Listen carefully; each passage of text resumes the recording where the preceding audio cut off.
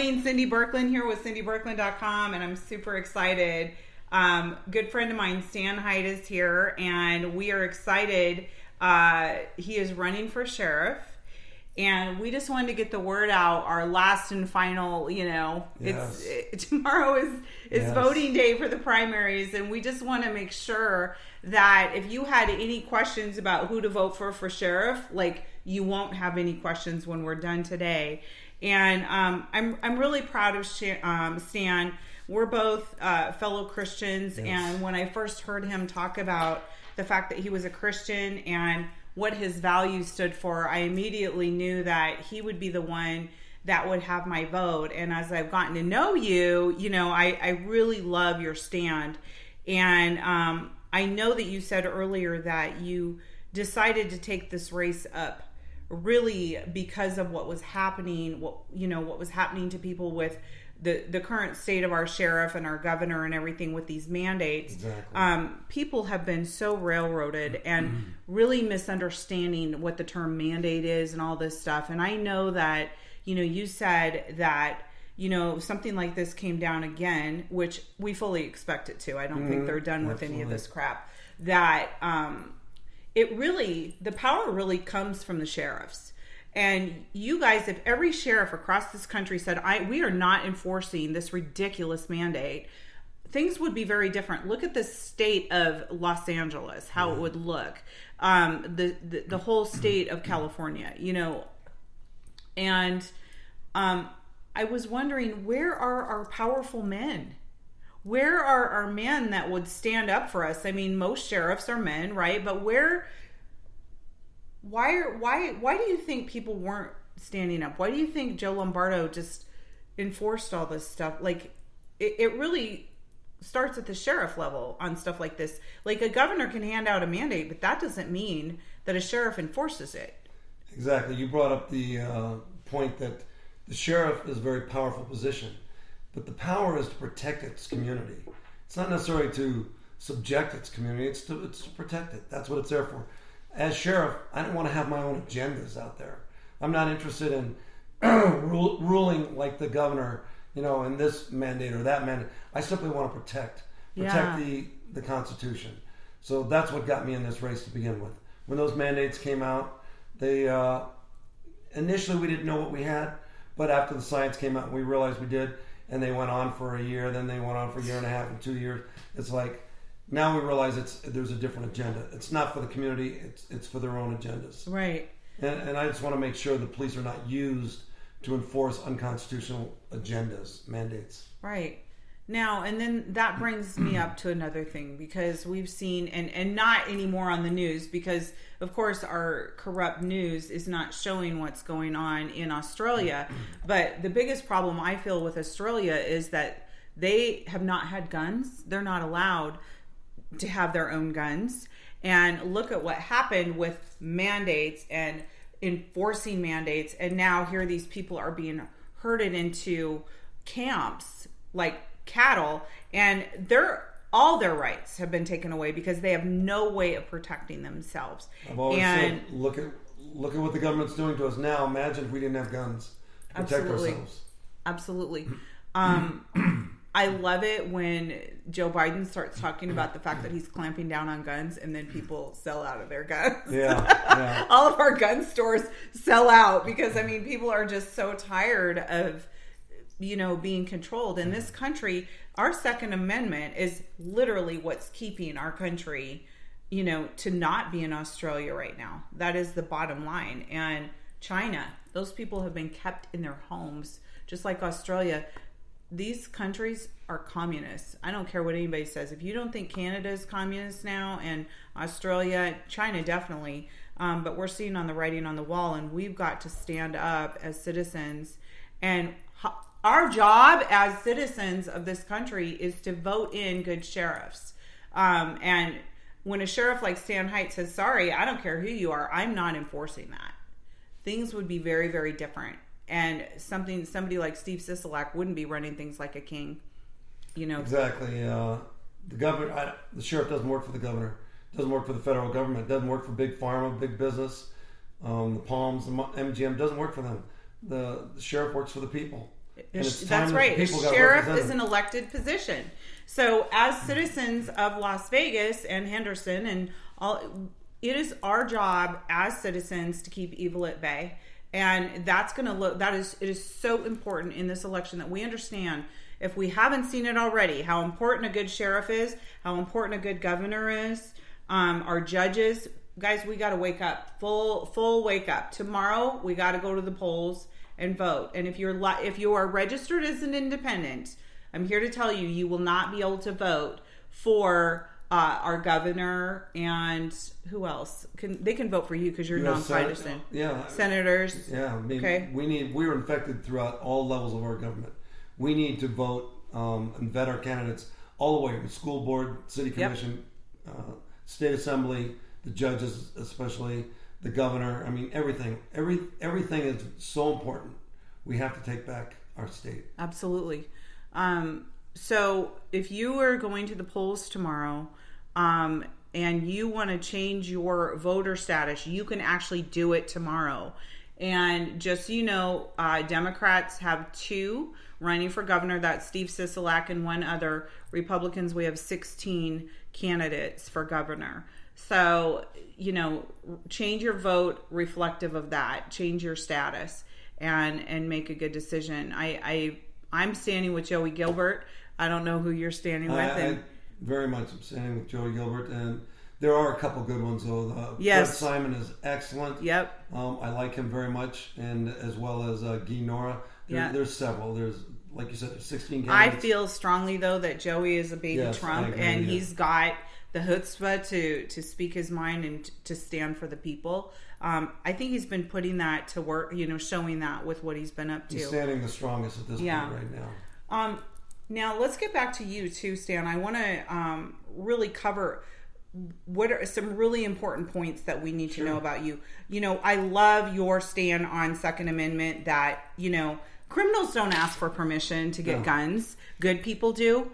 And I did not like the fact that Joe Lombardo was, I don't know what you would call it, but he was limiting the fact you're having to go through this, jump through hoops to get a gun in this town, and good people. CCW. Okay, yeah. Permit. Yeah. So I just don't feel like that is required of people that go through the good way to get a gun. Constitution says you have a right to bear arms without government infringement, basically. So that means we should not be charging people to have a CCW permit. Excuse me. We should not be making it like a 4-month wait to get the CCW permit. We need to basically make it accessible to people so that they can protect themselves. That's right. Because criminals, they don't wait. They just go steal guns, and they go get guns. They got them immediately, yeah. Right. They get guns immediately, and they're not going through the process to get them. So, and for all these wackadoodles that think that we need to limit guns to the common citizen, and that's going to protect our kids, these school shootings, that's not it. Gun-free zones attract people with guns that want to harm you. Right. They do. They attract these knee-jerk reactions when we have these terrible tragedies like in Uvalde. They're because there's no guns there. I feel we need to arm those teachers, at least have guns available to them in places where they can get to them, so that they can at least stall off the shooter in time long enough to get the police there. Because it takes 8-10 minutes to get a police officer. How much devastation can you cause in 8-10 minutes? So if we have police, teachers, or principals with guns in certain locations where they can get to them, they can at least stall the perpetrator long enough to protect some lives, save some lives. Absolutely. And, it is a sad state of affairs what's going on. But again, we have to protect ourselves. And, for me as a single female, I don't want to have an issue getting a gun or waiting 4 months for it if I need to protect my family, So let's also talk about, Second Amendment to me is so important on this race, and then also enforcing these mandates. I feel strongly that COVID wasn't our first rodeo. Right. I feel like they're going to be hitting us up with something else next, and we need to be eyes wide open on this. What is another issue that you feel is really, really important that we understand about you as our next sheriff? Well, Second Amendment is definitely the first one. I'm going to make getting a CCW as easy as possible. We're not going to charge for it. Of course, Election integrity is going to be number one. We're going to try and train our officers what to look for in the next election. If I'm the sheriff, we'll have them posted at the counting facility so that we can make sure there's no fraud taking place right there in the counting booths. I also want to work on homelessness, sex trafficking, human trafficking. I want to work on sanctuary city policies. We have a tremendous drain on our resources because of illegals. I feel for the immigrants. And we are a sanctuary city. Yes, I feel for the immigrants coming in. There's no doubt I have a heart for them, but we have to do it legally. We have to do it correctly. Right. We're a country of laws. We're a county of laws, and we need to uphold our laws and protect our citizens here from the complete drain on our resources. Right. Our medical resources, our school resources. We need to vet the people coming into our county, and admit as many people as we can legally into our community. Immigrants are very valuable to our society. Absolutely. But we just get to do it the right way. Just like gun control. Like for those of us that go through due process to get a gun and go through the steps, and then there's criminals that don't. And I feel the same way with immigration. There's a process to get here legally. Right. And those steps needs to be taken. And we got to get back to some common sense around here. Exactly. A couple other issues. Police morale on our department. We're very low on ranks. We've been depleted because we've had mandates to become a police officer. You had to have the shot. And to me, that's totally unconstitutional. It totally is. And they're still requiring it in other departments. There's people being fired from their jobs because they don't want to take a risk on this experimental drug, which has actually been shown through the science to be very dangerous. Right. And so they're still doing this right now? They are. I'm hearing other cities in California are firing their police officers because they're not getting the shot. So I would love to hire those police officers on our department through lateral transfers. They're already trained, they're experienced. It'll be less expensive to acclimate them to our policies and procedures and Nevada laws. We could do it in a shorter academy, less strain on the taxes of our community here, and they'll already be trained. And so I would love these experienced police officers to look at Las Vegas Metropolitan Police Department as a new home where we can welcome them, and we can improve our ranks, and then morale will improve. Yes. And especially when we have the backs of our officers, because I don't know if we always had the backs of these officers. When they make a mistake, it's like, okay, you're kicked to the curb, you're done. I believe in second chances. I myself was given a second chance when I messed up in my career, in the middle of my career, and I thank God for that. And I thank the Lord every day for the second chances that we all get. So we have to be a compassionate police department, not only to our community but to our police officers. Yeah. No, I think why is the expectation that the police department be perfect? I mean, people, we're human beings. We're flawed. We make mistakes. All of us do. And why do we expect our police department to be perfect? They do make mistakes, just like the rest of us. So absolutely, there needs to be mercy and grace. But the challenge I have when people are so disrespectful, or they talk about law enforcement so disrespectfully, I'm like, these are the people that are showing up on the front lines on your worst day. If you have to call a police officer to your house, it is probably one of your worst days that you're having. And they come, they don't know what to expect, and how they handle us. I have just found that the police have handled things very, very well. But now what we need is more, because I'm noticing, I live in Henderson, I'm noticing homeless people all over the place now, and all over the city of Vegas, and we're going to need more law enforcement for this, what's coming. I mean, this is getting Metro's crazy. Down 275 positions. Why? Is that because of the vaccinations? It's because of that. It's because of poor morale, and because of that, expectations of the police have fallen. So the image of the police department is falling because the community is not getting what they need. They're not getting the services they need. We don't even have a PBX system anymore. That's been removed. What is that? Tell me. PBXs are non-emergency call takers. The police use them a lot. When they go out on calls, they'll call our PBX system and say, "Can you transfer me to the detective bureau, the bureau, robbery bureau? I need to ask a detective a question.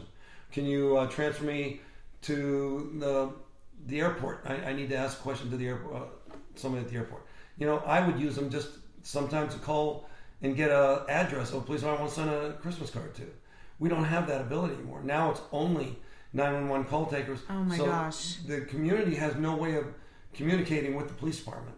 And I want to reestablish that by getting the PBX system back online. I think it's one of the most important things that we've lost in the last few years. It's very important. So, and it's not an expensive bureau. These are civilian personnel.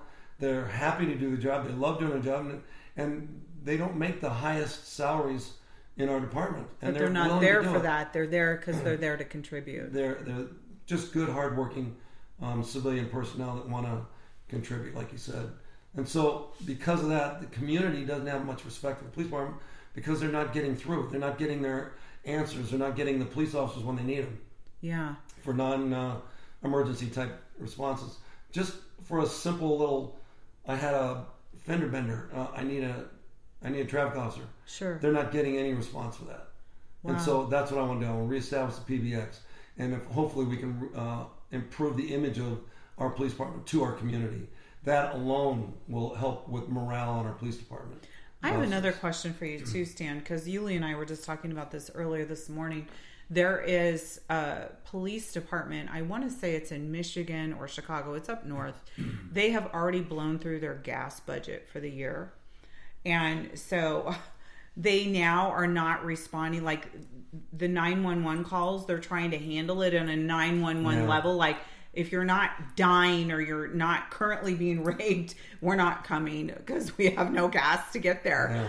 Oh my gosh, that is the most horrifying thing. I could not believe what I was hearing. So what do you know about what's going on in Vegas and Henderson with that? Where I can't even imagine what's happened to the budget system with this gas going up like it has. I mean, it's got to be tearing through budgets that they had it pre-established. One of the things I would like to do, and it's not like my agenda item, but I would like to contact Elon Musk and just talk about getting some electric cars. I happen to have an electric car. This isn't a go green pitch. No, but I do happen to like electric cars. I can go through 300 miles a day on a charge overnight that's provided by the sun on my solar panels and the batteries of my car. Yeah. And I'm not paying this $5 a gallon right at the moment. For me, it's a wonderful thing. Can you imagine what it can do for an entire community of police officers? Right. We have 10 substations. Every substation has 100 or more cars, and all those cars constantly being in use. Can you imagine what we could save if we had electric cars? Absolutely. I'd love to talk to Elon Musk and see, hey, we paid $50,000 for a Ford Explorer. Can you sell us a electric car for $50,000? Right. And take the hit on the rest so that you can promote your product and we can benefit as a community. That's a great idea. It's just something I would like to do. It's not like an agenda thing. I would just like to see where I could go with it. I think we could save Clark County just millions in gas. Not only that, they don't require tune-ups. They don't require oil changes. They don't require any kind of service. So there's so much money we could save by going electric with these cars. Joey Gilbert talked about, and Guy Nora talked about the waste that's going on with our budgeting in the state of Nevada. And I feel like that's very drastically affected the police department. I feel like police, I feel like our governor, Steve Sisolak, has really withheld funds for our police department. And, I know you're standing with Joey Gilbert. I feel like it's really, really important that our governor and our sheriff work together on budgeting. Like, I feel like most of our money needs to go to our schools and to our police department, period. The police department in particular is being depleted monetarily because of homelessness. We're filling our jails with them. Unfortunately, that's not where they belong. Right. Mental illness. People are ending up in our jails. And the jail, it's a very expensive housing operation for this type of criminal. It's a very necessary place for the people that are harming our citizens. But to deal with our homelessness and to deal with our mentally ill by locking them up, it's not working. It's very expensive. Our Clark County Jail is considered the largest mental health facility. Oh my gosh. In Nevada. We're sending our corrections officers to Washington, D.C. to be trained to deal with giving prescription medication out. And, when you consider the cost, it's actually cheaper to put a homeless person up in the Bellagio than it is in the Clark County Jail. Oh my gosh. And so that's where we're losing a lot of our resources and our funds. We need to come up with alternatives. And I'd like to sit down with some of the other police, municipal police chiefs here in Las Vegas, the Henderson, North Las Vegas, Mesquite. Come up with a plan. Come up with a situation where we can sit down with them, also with the mayors of these little cities, and some of the private companies like the MGM, the Palms, some of these big hotels that are being affected negatively by with their tourism because of homelessness and the stuff like that. Let's all get together, sit down, and come up with some resources. Yes, we'll have to finance it initially, but think of the money we'd save over the year of the treatment and dealing with them through the taxpayer, through the county. Yeah, I've been down on the Strip lately, and never have I seen so many homeless people. And it hurts our economy. Normally, I've been in this town 27 years, and normally, the police department has been right on that with, you don't see that because, that affects tourism when there's homeless all over Vegas. And imagine waking up in your neighborhood and you've got a homeless person defecating on your lawn or leaving needles, or sleeping in your business's doorways. Yeah. When you want to open up in the morning and you got somebody that's camped out in a sleeping bag in your doorway. Yeah. And you got a customer that wants to come in at that time. How horrifying for your business. Yeah. Harms your business, harms your economy, and those are the kind of things I'd like to sit down in committee. As a single sheriff, I can't tell you I've got the answers, but I think if we sit down as a community of leaders, we can come up with something. Right. Something. And we can't know everything, but it's like as a group, when we get together and invite other people with different expertise together, we'll find a solution. Exactly. Especially when there's a need, and we have a need. That homeless situation. How many sheriffs we had in the past? I mean, going back in history, we've had a lot of sheriffs, and none of them have eliminated our homeless problem. So I don't expect to eliminate it, but I sure expect to at least address it. Get control of it. Yeah. Anything else that you think is important that we know about you, Stan Hyt? Establishing relationships. I want to listen. I want to hear what's going on. My type of leadership is hands-on, participative. I'd like to get into the briefings with the officers, find out what their concerns are, deal with it that way, not through several layers of rank and administration, because I know that when I had problems as a patrolman, I worked 30 years with Metro as a patrolman and sergeant, and none of my issues were heard from upper administration because I tell my sergeant or tell my lieutenant, hey, it's above my pay grade, just forget it. Well, if I'm down in the briefings with them where I've never seen a sheriff in my whole career, and they see me and they're comfortable enough to come up to me. Yes, I can hear what's going on in the line ranks of our police department. Yeah, in the police officer and sergeant levels. That's where the work is being done. Right. The police officer and we can get on a problem so much faster and not have to go through red tape to fix it. Exactly. So I plan on visiting all the area commands, many of their briefings, as many as I can, and I want to hear from them what's going on, and I want to address it. I know one issue they've got is the uniforms. These uniforms are as old as when I was working. They're 40, 50 years old. It's time we got these officers fitted with more modern, comfortable, breathable uniforms, ones that maybe with vests outside their shirts so that they can breathe better. Wow. and hold their equipment so their backs. I never even thought about that. These are issues that are important to them that have not been addressed by administration. When they bring it up, they've just been told no. Well, I'm not gonna say no. We're gonna hear right. Why no? well, there is a budget issue. I'm not saying it's gonna be cheap, but it has to be addressed. We have 5,000 employees with Metro, over 3,500 commissioned police officers. These officers need to be heard because they're the ones doing the work. They're the ones facing the danger every day, going into the alleys, standing out there on the hot pavement during an accident scene. They need to be heard. They need to be heard and listened to. Absolutely. Well, and it's, it doesn't always have to come from the taxpayer. I mean, I run in the fundraising circuit. I'm always at a fundraiser, and, that would be simple enough. Exactly. Get with someone like me and let's raise money for uniforms. Exactly. It doesn't have to look like money coming from the taxpayer budget. There's so many solutions for this. And how great can it be that, you as sheriff get to work with civilians and with the police directly and solve problems. Some of these problems are so easy to solve. It doesn't have to be so hard. Yeah, you just have to listen. Yeah. That's one thing our leaders don't do a lot is listen. They think that they've got all the answers.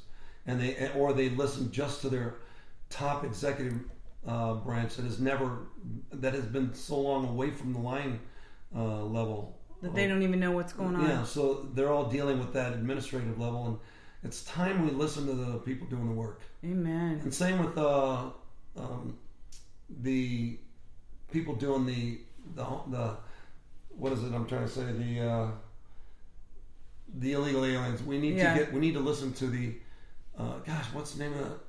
I'm totally frozen on the name. My mind is just gone on that. The people that handle illegal immigrants. Okay. We've broken our relationships with them. Okay. ICE. Boy, I could not think of ICE. Thank you. I'm sorry. Apologize. ICE. We've broken our relationships with ICE. So that's why we have what we're considered a sanctuary city policy city. So I would like to reestablish relationships with ICE. What about Charles also? What's that? Border Patrol. Yeah. Well, Border Patrol isn't necessarily with us here, but ICE, immigration. Okay. We need to reestablish that relationship. Yes. That's one thing I want to do is reestablish that relationship. And then if they're not supported well enough financially, we can augment their unit with some of our officers. Because basically, if we put out a little investment to their unit to help with this problem, overall it'll help our entire community and save taxpayers money. Yes. So ICE is very important that we assist them in their work because it's really assisting us in our needs here in our community. Right. The bottom line is we all got to work together on all this stuff. Absolutely. And it's really time for change. And Stan Hyt is our next sheriff for change. It is really important, guys, that we get to the polls tomorrow. We have a very important primary. It's tomorrow. And vote for Stan Hyt. Vote for our good governor, Joey Gilbert. And let's make some changes for the good. Absolutely. So if this conversation interests you and you want to know more and you want to get a hold of Stan, what is going to be the best way to get a hold of you, Stan? Just call me on my phone. I answer my phone, 702-689-2789. 702-689-2789. I answer my phone. Yep. And plus I have a website. Awesome. So get a hold of me any way you can. Social media. Okay. I love talking to people. So please don't be shy. So he's not afraid to take your calls. Isn't that cool? And then also if you can't get a hold of Stan for whatever reason or you don't have the number, just get a hold of us here at cindyberkland.com. Awesome. Can't believe I froze on